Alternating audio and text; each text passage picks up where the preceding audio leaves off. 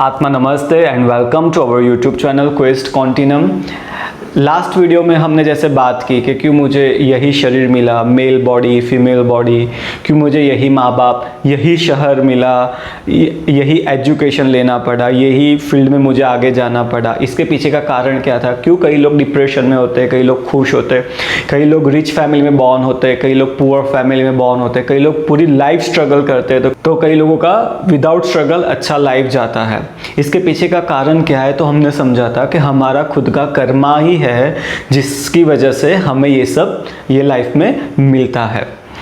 तो हमने लास्ट जो समझा था कि कैसे कर्म की जो चेन है हमारी उसको ब्रेक करे, तो उसके लिए हमने बोला था कि आपको क्षमा प्रार्थना करनी है, हर रोज करनी है।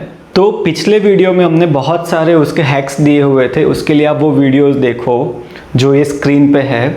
और आज उसके ही आगे डिटेल में हम एक्सप्लेन कर रहे हैं कि क्षमा प्रार्थना जो हमने सीखा लास्ट कैसे करना है, उसके टाइप्स कौन से हैं। और बहुत सारे हमें क्वेश्चंस आए कि क्या मुझे ही माफ़ करना है, हर बार मेरी गलती होती है। और कई लोगों के ऐसे क्वेश्चन थे कि मेरी गलती नहीं थी फिर भी मुझे ही माफ़ी मांगनी पड़ी, क्या ये सही है?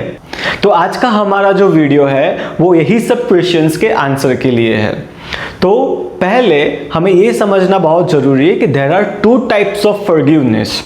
अगर आपने ये समझ लिया ना कि वो दो प्रकार जो क्षमा के हैं उसमें मुझे कौन सा करना है, तो आगे के जो भी आपके क्वेश्चन थे कि मुझे ही माफ़ करना है, मेरी गलती नहीं थी तो मैं क्यों माफ़ी मांगूँ, माफ़ करूँ, उसकी गलती है वो माफ़ी मांगे, मैं माफ़ी मांगूंगा तो वो और बिगड़ जाएगा और वो कंटिन्यू करता रहेगा। तो अगर आपने ये दो टाइप समझ लिए ना कर्मा के, तो आपके सारे क्वेश्चंस के आंसर आपको अपने आप ही मिल जाएंगे। तो आज हम समझते हैं कि वो जो दो क्षमा प्रार्थना के टाइप्स है वो कौन से हैं। So first is internal forgiveness and the second is external forgiveness. अभी आपको क्वेश्चन होगा कि इसका क्या मतलब, what is internal and what is external. Yes, यही समझना है। और आपने अगर यही अच्छे से समझ लिया तो आपके जो सब क्वेश्चंस थे उसके आंसर आपको अपने आप मिल जाएंगे। तो क्या आपको समझना है? Let's start quickly. Internal forgiveness means you have to forgive each and everyone no matter what. आपको हर एक को माफ करना है, चाहे वो बंदे ने आपके साथ कितना बुरा किया है या नहीं किया है, आपने किया है या नहीं किया है। Understand in a one line, internal forgiveness is for all. And the second type is external forgiveness is based on case to case. वो आपको डिसाइड करना है कि मुझे इसको एक्सटर्नल फॉरगिवनेस देना है या नहीं देना है। और डीप में समझते हैं कि what is internal forgiveness and what is external forgiveness. So पहले हम समझते हैं कि व्हाट इज एक्सटर्नल फॉरगिवनेस। जैसा आपने कहा कि हम ही क्यों माफ़ करें, मुझे शर्म आता है। इवन कई लोगों का ये था कि जिसका मैंने बुरा किया था, जिससे मुझे माफ़ी मांगनी है या माफ़ी देना है, वो भी शायद जिंदा नहीं है, तो मैं कैसे करूं।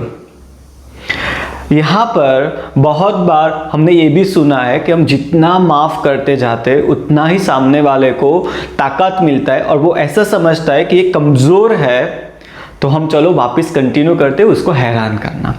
तो ये जो केस होता है कि आपने एक बार किसी को माफ़ किया फिर भी वो वापस आपको हैरान कर रहा है, आपने दूसरी बार माफ़ किया फिर भी वो आपको वापस तंग कर रहा है, तीसरी बार माफ़ किया, तो ऐसे केसेस में इट इज़ योर चॉइस कि आप उसको एक्सटर्नल फॉरगिवनेस मत दिखाओ।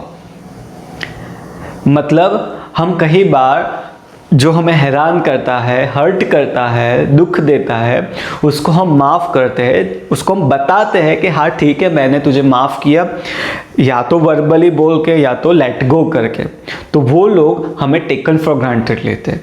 तो ऐसे केसेस में आपको प्रिटेंड करना है उसको कि आपने माफ़ नहीं किया है, बट जैसे मैंने बोला कि internal forgiveness is for all, आपको उसको इंटरनली माफ़ करना है। क्यों इंटरनली माफ़ करना है? क्योंकि ये जो भी चीज़ हमारे साथ हुई वो हमारे ही कर्म की वजह से हुआ है, वो हमने पिछले वीडियो में समझा। So internal forgiveness is for all, चाहे उसने आपके साथ कितना भी गलत किया हो, कितना भी उसने आपको हैरान किया हो, दुख दर्द दिया हो, इसके लिए बेस्ट हमें कोई एग्जाम्पल लेना है तो हम जीसस क्राइस्ट का ले सकते हैं कि उनको हाथों में कीले लगे थे, उनको माथों पे कीले लगा था, पैर में कीले लगे थे, फिर भी उन्होंने लास्ट वर्ड क्या बोला क्रूसिफिकेशन के टाइम पे कि हे ईश्वर इन सबको माफ़ करना, क्योंकि इनको पता नहीं है कि वो लोग क्या गलती कर रहे हैं। They are not enough mature. हमें तो उतना तकलीफ़ नहीं मिला है, हमें उतना कोई दुख दर्द नहीं मिला है। कुछ भी हो, अगर आपको आपकी कार्मिक चेन में से बाहर निकलना है तो you have to forgive internally to everyone no matter what.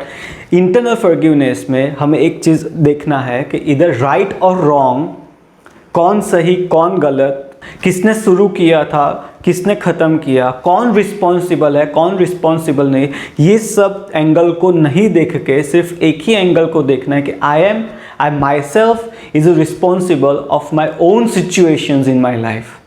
Whatever I am facing, whatever I have today, whatever I am going through is only because of my own karmas, own action of the past life. और इसको ही centre में रख के आपको हर एक को माफ़ करना है। That you must understand in the internal forgiveness. Internal forgiveness कैसे करना है? सिंपली आपको आंखें बंद करके, जो हमने लास्ट वीडियो में बताया था वही करना है कि दो आंखें बंद करके ईश्वर को प्रार्थना करके, आह्वान करके, अपने हृदय क्राउन चक्र पर ध्यान देते हुए उन सभी को याद करते उनको आपको माफ़ करना है। पहले आपको माफ़ी देना है, वो आपको भूलना नहीं है, क्योंकि कर्म का सिद्धांत क्या कहता है, आप जो बोओगे वही आपको मिलेगा। अगर आप माफ़ करोगे तो ही आपको माफ़ी मिलेगी, चाहे वो सामने वाले बंदे से मिले या तो फिर ईश्वर से मिले। पहले आपको माफ़ करना है, ये रूल आपको याद रखना है। रूल नंबर 2, आपको ईस्ट फेसिंग बैठना है। रूल नंबर 3, आपको कुछ हर्ट इमेजिन नहीं करके सिर्फ स्माइल करते हुए आपको माफ़ी दे देना है। And then you ask for forgiveness. कई लोग क्या बोलते हैं कि नहीं हम माफ़ करें, उनको माफ़ करना है तो करें, ना करना है तो ना करें, बट नहीं, कर्म का सिद्धांत क्या बोलता है, अगर आपने माफ़ी मांगी है तो ही आपको मिलेगा। यूनिवर्स क्या कहता है, what you will ask what you will seek you will receive. आप नहीं मांगोगे तो शायद नहीं भी मिलेगा। रिस्क कहीं पे छोड़ना नहीं है, हमें माफ़ी मांग लेनी है। तीसरा हमें क्या करना है, उसको डिक्री भी करना है। डिक्री मीन्स व्हाट, हमें सिर्फ ईश्वर के सामने एक हमारा विश रखना है कि मैंने यहाँ पर माफ़ी मांगी भी है और माफ़ी बोई भी है, तो आपको मुझे माफ़ करना है, ये मेरी इच्छा है। फिर वो माफ़ करे या ना करे। यस, डिक्री क्या होता है, वो क्यों करना होता है, डज डिक्री वर्क, वो हम नेक्स्ट वीडियो जो बनाएंगे उसमें हम आपको समझाएंगे डिटेल में। ठीक है।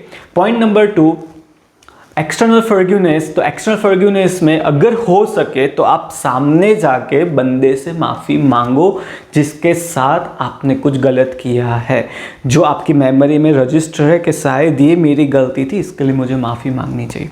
ये आपको क्या करेगा, हेल्प करेगा आपके रिलेशन बेटर बनाने के लिए वो बंदे के साथ। दूसरा, ये आपको sense of self responsibility and humbleness and humanity के लेसन्स टीच करता है। सो ये आपको ही डिसाइड करना है कि आपको किसको इंटरनल फॉरगिवनेस देना है और किसको एक्सटर्नल।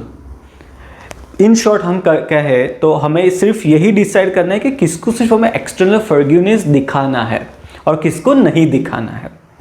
Is that clear?